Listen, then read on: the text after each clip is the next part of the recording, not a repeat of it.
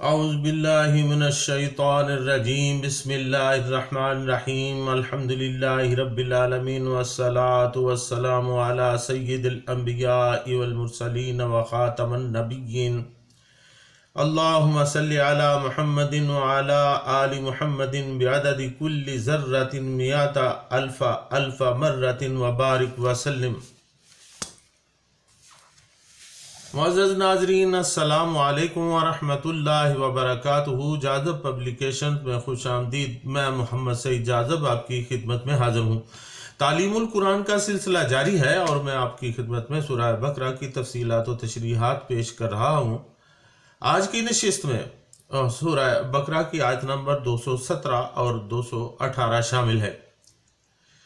ارشاد باری تعالیٰ ہے: يَسْأَلُونَكَ عَنِ الشَّهْرِ الْحَرَامِ قِتَالٍ فِيهِ قُلْ قِتَالٌ فِيهِ كَبِيرٌ وَصَدٌّ عَنْ سَبِيلِ اللَّهِ وَكُفْرٌ بِهِ وَالْمَسْجِدِ الْحَرَامِ وَإِخْرَاجُ أَهْلِهِ مِنْهُ أَكْبَرُ عِنْدَ اللَّهِ وَالْفِتْنَةُ أَكْبَرُ مِنَ الْقَتْلِ وَلَا يَزَالُونَ يُقَاتِلُونَكُمْ حَتَّى يَرُدُّوكُمْ عَنْ دِينِكُمْ إِنِ اسْتَطَاعُوا وَمَنْ يَرْتَدِدْ مِنْكُمْ عَنْ دِينِهِ فَيَمُتْ وَهُوَ كَافِرٌ فَأُولَئِكَ حَبِطَتْ اعمالهم فی الدنیا والآخرہ وَأُولَئِكَ أَصْحَابُ النَّارِ هُمْ فِيهَا خَالِدُونَ۔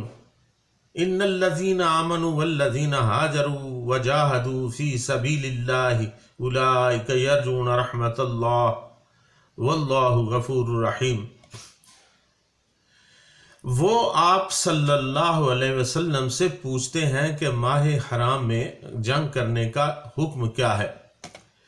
آپ صلی اللہ علیہ وسلم فرمائیے کہ لڑائی کرنا گناہ ہے، لیکن اگر اللہ کی راہ سے روک دینا اور اس کے ساتھ کفر کرنا اور مسجد حرام سے روک دینا اور اس میں بسنے والوں کو اس سے نکال دینا اللہ کے نزدیک اس سے بھی بڑے گناہ ہیں، اور فتنہ و فساد قتل سے بھی بڑا گناہ ہے، اور وہ ہمیشہ لڑتے رہیں گے تم سے یہاں تک کہ اگر ان سے بن پڑے تو تمہیں تمہارے دین سے پھیر دیں، اور جو تم میں سے اپنے دین سے پھر جائے اور حالت کفر میں ہی اسے موت آ جائے تو یہی وہ بد نصیب ہے کہ جن کے اعمال دنیا و آخرت دونوں جگہوں میں ضائع ہو گئے، اور یہی وہ لوگ ہیں کہ جن کو آگ میں ڈالا جائے گا اور وہ ہمیشہ اسی میں رہیں گے۔ بے شک جو لوگ ایمان لائے اور جنہوں نے ہجرت کی اور اللہ کی راہ میں جہاد کیا تو یہی وہ لوگ ہیں جو اللہ کی رحمت کی امید رکھتے ہیں، اور اللہ تعالیٰ بڑا ہی بخشنے والا اور بہت رحم فرمانے والا ہے۔ ناظرین، ماہ حرام میں جنگ کا کیا حکم ہے؟ اس سلسلہ میں تفصیل پہلے آپ کی خدمت میں عرض کی جا چکی ہے آیت نمبر 194 کے سلسلہ میں۔ تاہم یہاں میں آپ کی خدمت میں مختصراً بتاتا ہوں کہ عربوں نے ایک باہمی معاہدہ کر رکھا تھا جس کے تحت سال میں 4 ماہ یعنی محرم، رجب، ذیقعد اور ذی الحج میں جنگ بند کر دی جاتی تھی۔ رجب 2 ہجری میں نبی کریم صلی اللہ علیہ وسلم نے 8 آدمیوں کا ایک دستہ نخلا کی طرف بھیجا۔ نخلا جو مکہ اور طائف کے درمیان میں ایک مقام کا نام ہے، اور ہدایت فرما دی کہ قریش کی نقل و حرکت اور ان کے آئندہ ارادوں کے متعلق معلومات حاصل کرے۔ جنگ کی کوئی اجازت آپ صلی اللہ علیہ وسلم نے انہیں نہیں دی تھی، لیکن ان لوگوں کو راستے میں قریش کا ایک چھوٹا سا تجارتی قافلہ ملا تو اس پر انہوں نے حملہ کر کے ایک آدمی کو قتل کر دیا اور باقی لوگوں کو ان کے مال سمیت گرفتار کر کے مدینے لے آئے۔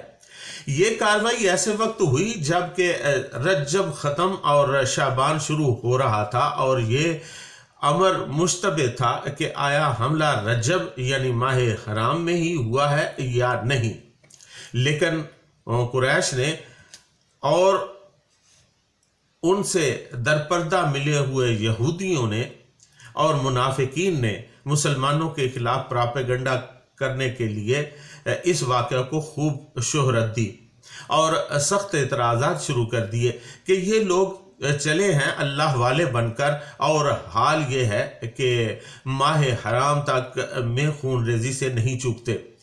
اس وقت یہ آیہ کریمہ نازل ہوئی اور ان سب اعتراضات کا جواب دے دیا گیا جو کفار و منافقین نے اٹھائے تھے۔ ناظرین، جواب کیا ہے؟ فرمایا قُلْ قِتَالٌ فِيهِ كَبِيرٌ وَصَدٌّ عَنْ سَبِيلِ اللَّهِ وَكُفْرٌ بِهِ وَالْمَسْجِدِ الْحَرَامِ وَإِخْرَاجُ أَهْلِهِ مِنْهُ أَكْبَرُ عِنْدَ اللَّهِ وَالْفِتْنَةُ أَكْبَرُ مِنَ الْقَتْلِ۔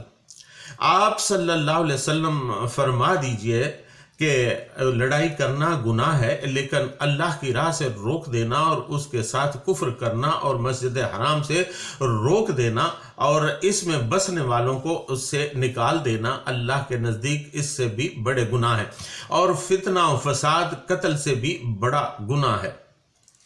یعنی بلا شبہ ماہ حرام میں لڑنا بہت بری بات ہے، مگر اس پر اعتراض کرنا ان لوگوں کے منہ کو زیب نہیں دیتا جنہوں نے مسلسل 13 برس اپنے سینکڑوں بھائیوں پر صرف اس لیے ظلم توڑے کہ وہ ایک خدا پر ایمان لائے تھے، یہاں تک تنگ کیا کہ وہ جلا وطن ہونے پر مجبور ہو گئے۔ پھر اس پر بھی اکتفا نہ کیا اور اپنے ان بھائیوں کے لیے مسجد حرام تک جانے کا راستہ روک دیا گیا۔ حالانکہ مسجد حرام کسی کی مملوکہ جائیداد نہیں ہے، اور پچھلے 2000 برس میں کبھی ایسا نہیں ہوا کہ کسی کو اس کی زیارت سے روکا گیا ہو۔ اب جن ظالموں کا نامہ اعمال ان کرتوتوں سے سیاہ ہے، ان کا کیا منہ ہے کہ ایک معمولی سی سرحدی جھڑپ پر اس قدر زور و شور سے اعتراضات کرے۔ حالانکہ اس جھڑپ میں جو کچھ ہوا ہے وہ نبی کی صلی اللہ علیہ وسلم کی اجازت کے بغیر ہوا ہے، اور اس کی حیثیت اس سے زیادہ کچھ نہیں کہ اسلامی جماعت کے چند آدمیوں سے ایک غیر ذمہ دارانہ فعل کا ارتکاب ہو گیا ہے۔ ویسے بھی جب یہ دستہ قیدی اور مال غنیمت لے کر نبی اکرم صلی اللہ علیہ وسلم کی خدمت میں حاضر ہوا تو آپ صلی اللہ علیہ وسلم نے اسی وقت فرما دیا تھا کہ میں نے تمہیں لڑنے کی اجازت تو نہیں دی تھی۔ نیز آپ صلی اللہ علیہ وسلم نے ان کے لائے ہوئے مال غنیمت میں بیت المال کا حصہ لینے سے بھی انکار فرما دیا تھا، جو اس بات کی علامت تھی کہ ان کی یہ لوٹ ناجائز ہے۔ عام مسلمانوں سے بھی اس فعل پر اپنے آدمیوں کو سخت ملامت کی تھی، اور مدینہ میں کوئی ایسا نہ تھا جس نے انہیں اس پر داد دی ہو۔ ناظرین، کفار و منافقین کی اسلام دشمنی ظاہر ہے۔ فرمایا وَلَا يَزَالُونَ يُقَاتِلُونَكُمْ حَتَّى يَرُدُّوكُمْ عَنْ دِينِكُمْ إِنِ اسْتَطَاعُوا، اور وہ ہمیشہ لڑتے رہیں گے تم سے یہاں تک کہ اگر ان سے بن پڑے تو تمہیں تمہارے دین سے پھیر دیں۔ مسلمانوں میں سے بعض سادہ لوگ جن کے ذہن پر نیکی اور صلح پسندی کا ایک غلط تصور مسلط تھا، کفار مکہ اور یہودیوں کے مذکورہ بالا اعتراضات سے متاثر ہو گئے تھے۔ یہاں انہیں سمجھایا گیا ہے کہ تم اپنی ان باتوں سے یہ امید نہ رکھو کہ تمہارے اور ان کے درمیان صفائی ہو جائے گی۔ ان کے اعتراضات صفائی کی غرض سے ہیں ہی نہیں، وہ تو دراصل کیچڑ اچھالنا چاہتے ہیں۔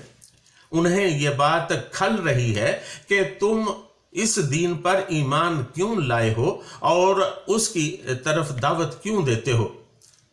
بس جب تک وہ اپنے کفر پر اڑے ہوئے ہیں اور تم اس دین پر قائم ہو، تمہارے اور ان کے درمیان مصالحت کسی طرح نہ ہو سکے گی۔ اور ایسے دشمنوں کو تم معمولی دشمن بھی نہ سمجھو۔ جو تم سے مال و زر یا زمین چھیننا چاہتا ہے وہ کم تر درجے کا دشمن ہے، مگر جو تمہیں دین حق سے پھیرنا چاہتا ہے وہ تمہارا بدترین دشمن ہے، کیونکہ پہلا تو صرف تمہاری دنیا ہی خراب کرتا ہے، لیکن دوسرا تمہیں آخرت کے ابدی عذاب میں دھکیل دینے پر تلا ہوا ہے۔ नाज़रीन, मुर्तद की सज़ा आखिर क्या है? फरमाया वमन यर्तदिद मिनकुम अन दीनिही फयमुत वहुव काफिरुन फउलाइका हबितत आमालुहुम फिद दुनिया वल आखिरह व उलाइका अस्हाबुन नारि हुम फीहा खालिदून। और जो तुम में से अपने दीन से फिर जाए और हालत कुफ्र में ही उसे मौत आ जाए तो यही वो नसीब हैं कि जिनके आमाल दुनिया और आखिरत दोनों जगहों में ज़ाया हो गए, और यही वो लोग हैं जिनको आग में डाला जाएगा, वो हमेशा उसी में रहेंगे। यानी अगर कोई मुसलमान इस्लाम से मुर्तद हो जाता है और इर्तदाद की हालत में ही मर जाता है तो उसके तमाम आमाल ज़ाया हो जाते हैं और वो हमेशा दोज़ख में रहेगा। इससे जाहिर होता है कि इर्तदाद सबसे बड़ा गुनाह है। दरअसल इंसान जो कुछ भी करता है उसका मुस्तकिल रिकॉर्ड रखा जा रहा है और मौत के बाद जज़ा और सज़ा उन्हीं आमाल के मुताबिक होगी। लेकिन जो हालत इर्तदाद में फौत हो जाते हैं उनके अच्छे आमाल भी ज़ाया जाते हैं, इसलिए कि इर्तदाद मानिंद सिफर यानी ज़ीरो के है। जिससे भी ज़रब खाता है उसे सिफर कर देता है। ऐसे मुर्तदीन के लिए वो जहन्नम है जहां से उन्हें कभी भी रिहाई हासिल नहीं होगी। अलबत्ता अगर मुर्तद अपनी मौत से पहले सच्चे दिल से तौबा कर ले और दोबारा मुसलमान हो जाए तो अल्लाह ताला माफ़ फरमाने वाला है। यहाँ ये बात भी काबिल ज़िक्र है कि चूंकि इर्तदाद बज़ात खुद सबसे बड़ा फितरा है, इसलिए इस्लाम में मुर्तद की सज़ा कत्ल है। नाज़रीन, हकीकी कामयाब लोग कौन हैं? अल्लाह ताला ने इरशाद फरमाया, इन्नल्लज़ीना आमनु वल्लज़ीना हाजरू वजाहदू फी सबीलिल्लाहि उलाइका यरजूना रहमतल्लाह वल्लाहु गफूरुर रहीम।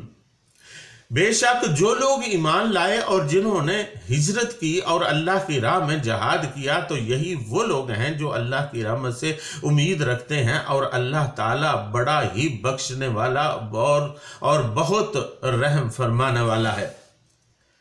यहाँ हिजरत और जहाद की फजीलत बयान फरमाई गई है। इसमें उन अजीम और खुशकिस्मत लोगों का जिक्र है जो कुफर और फितना के खिलाफ जहाद करते हैं।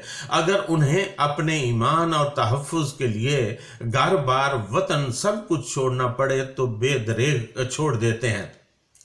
दीन के रास्ते में जैसी भी आजमाइशें और मसाइब आए ये दिल नहीं हारते। ऐसे बहादुरों के लिए अल्लाह ताला की तरफ से जन्नत और अपनी रज़ा की खुशखबरी है, वो उन्हें कभी भी मायूस नहीं करेगा।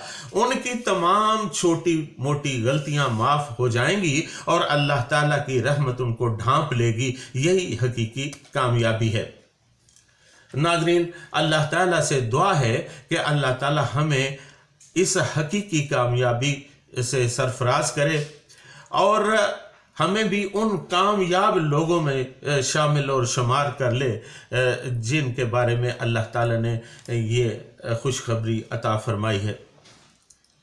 इसके साथ ही आज की नशिस्त में इजाज़त चाहूँगा। वमा अलैना इल्लल बलागुल मुबीन।